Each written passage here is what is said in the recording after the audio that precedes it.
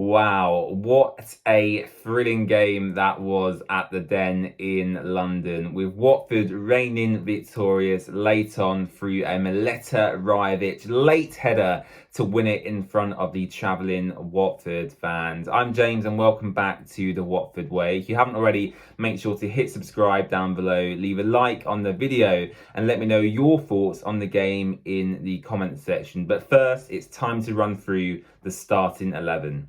And as you can see on screen now, this is the starting 11 that played against Millwall. And I have to say, it's largely what I expected and actually largely what I covered in my match preview as well. The game come too soon for our new lonely left back, Yasser Larouci. So Jeremy Ngakia played in that position instead, with Ken Sema coming on later on in the match to add some more dynamism there. But largely it's the team I expected, with Daniel Batman in goal. Ryan Porteous, Francisco Sierralta and Matty Pollock were the three centre-backs ahead of him, with Musa Sissoko and Tom Deli-Bashiri as the two sitting midfielders. Ryan Andrews and Jeremy Ngakia provided the width in the full-back positions, with Edu Kayembe and Georgie Chatfadadze as the advanced midfielders behind our not our number 9, but behind our striker for the game in Vacuum Bio. And actually,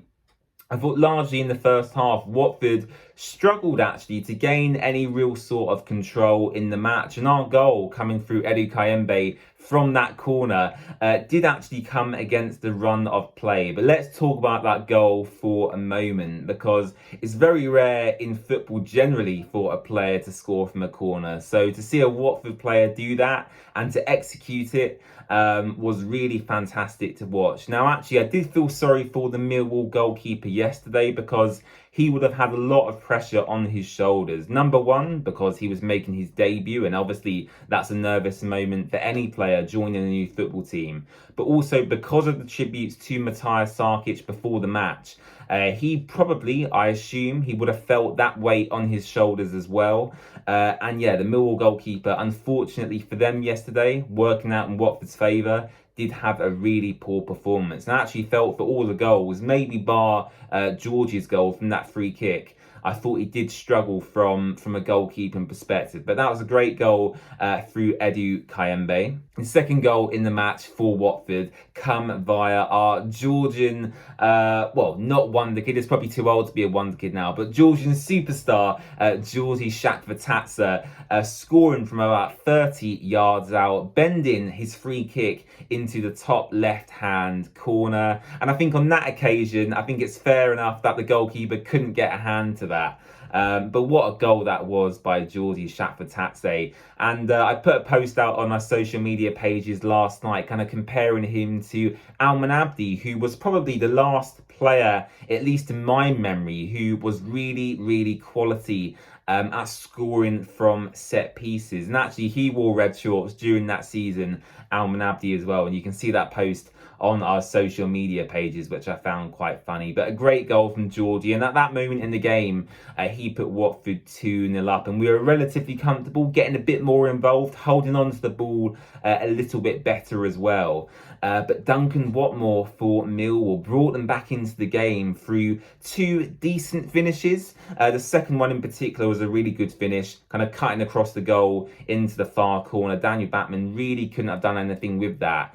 But both goals Millwall scored come through Watford mistakes, and especially the second goal where Musa Sissoko held the ball quite well, looked to play Ryan Porteous with quite a simple pass. Porteous clearly, for some reason, wasn't ready to receive it. And then at that moment, it was back to the wall for Watford, running back to our own goal. And as I said, Duncan Watmore finished well past Daniel Bachmann. But all was not lost, with Mileta Rajovic, our Danish Hertfordshire Haaland, rising up at the back stick towards the end of the match to poke in a header in front of them Watford travelling fans. And yeah, that away end yesterday looked like a lot of fun. Now, I was doing a watch along here on the Watford Way, and I actually said when Rajovic come on, it wasn't the substitution I was expecting Tom Cleverley to make. I was expecting maybe Bar to come on to add some more pace up front in replacement of Vacuum Bio. But clearly, Tom Cleverley's substitution worked. Rajovic rose at the back stick, some great movement from him. Maybe just offside, albeit it wasn't called at the time. So I'll take it as it comes. You never know in the Championship. You can get done over by referees' decisions sometimes. So I think we'll take that yesterday, even if there was a hint of offside in Rajovic's goal. But some great movement from Rajovic. Tomdeli Bashiri kind of had a pot shot from just outside the box. It took a deflection, rose to the back post. The Millwall goalkeeper wasn't controlling enough in his box.